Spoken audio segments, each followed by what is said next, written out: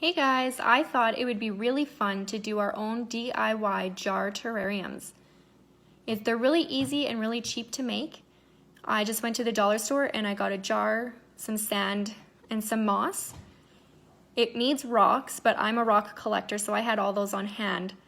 But you can go to the dollar store and buy some rocks from there. What's really great about this project is it's good for young kids to adults. And they look nice as a little accent piece or somewhere to put in a bedroom or a bathroom for decoration. All right guys, this is everything that I have. I have my moss here, my jar. I have a little ornament that I'm gonna put in there. I got my sand, and these are my rocks that I collected over the years, and then some seeds. I don't know if my seeds will grow, but I'm gonna give it a try. Okay guys, so the first thing you wanna do is add your rocks. Whoops. Put them in the bottom of your jar.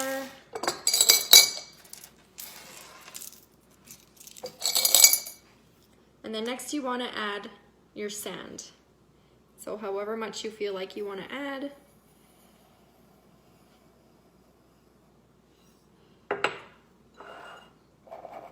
So you can see your rocks a little bit at the bottom.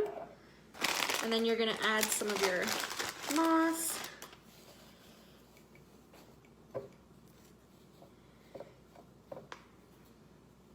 And I might add a few more rocks actually. So I'm just gonna put a few more rocks in there for decoration. Just put them on wherever.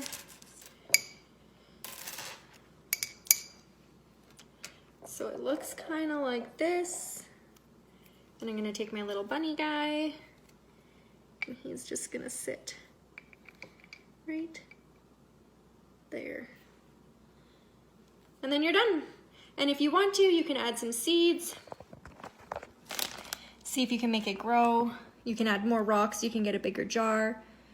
You can make it how you think it looks the best. Thanks for watching.